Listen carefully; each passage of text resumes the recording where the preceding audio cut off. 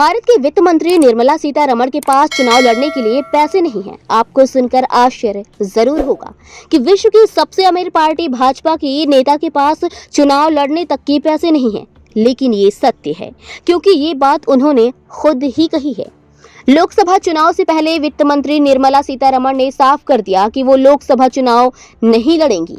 उन्होंने कहा कि चुनाव में जिस तरीके से पैसे खर्च किए जाते हैं, उस हिसाब से मेरे पास पैसा नहीं है और मुझे इस बात को लेकर भी दिक्कत है कि चुनाव में समुदाय व धर्म जैसी चीजों को जीत तय करने का आधार बनाया जाता है, इसलिए मैंने चुनाव लड़ने से मना कर दिया।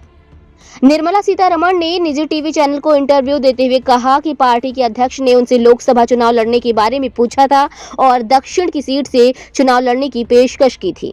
आंध्र प्रदेश या तमिलनाडु की सीट से उन्हें पेशकश की गई थी, लेकिन उन्होंने 10 दिनों तक इस बारे में सोचने के बाद चुनाव लड़ने से मना कर दिया।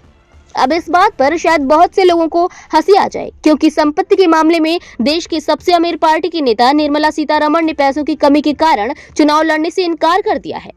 केंद्रीय वित्त मंत्री निर्मला सीतारमण ने चुनाव लड़ने की अटकलों को विराम देते हुए स्पष्ट कर दिया है कि वो आगामी लोकसभा चुनाव नहीं लड़ेंगी, क्योंकि उनके पास चुनाव लड़ने लायक पैसे ही नहीं हैं। टाइम्स नाउ समिट 2024 में बातचीत के दौरान सीतारमण ने बताया कि उन्हें भाजपा अध्यक्ष जेपी नड्डा ने आंध्र प्रदेश या तमिलनाडु से चुनाव लड़ने का विकल्प दिया था। बता दें कि निर्मला सीतारमण के पति पराकला प्रभाकर प्रसिद्ध अर्थशास्त्री हैं। हाल में उन्होंने चुनावी बॉन्ड को भारत का ही नहीं, दुनिया का सबसे बड़ा घोटाला बताया था।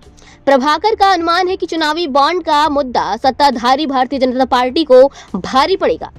रिपोर्टर टीवी नाम के न्यूज चैनल से बातचीत में प्रभाकर ने कहा, चुनावी बॉन्ड का मुद्दा आज जितना है उससे कहीं ज्यादा तेजी से बढ़ेगा। हर कोई अब ये समझ रहा है कि ये न सिर्फ भारत का बल्कि दुनिया का सबसे बड़ा घोटाला है।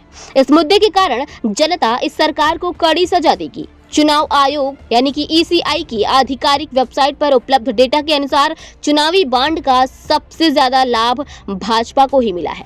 वहीं इसके अलावा एक और बात बता दें कि 2019 के लोकसभा चुनाव में जितना पैसा बहाया गया था, उतना भारतीय चुनाव के इतिहास में कभी नहीं खर्च किया गया। Centre for media studies CMS की रिपोर्ट बताती है कि चुनाव में करीब 55,000 करोड़ रुपए खर्च हुए थे। सबसे ज्यादा पैसा 27,500 करोड़ रुपए भाजपा ने खर्च किए थे।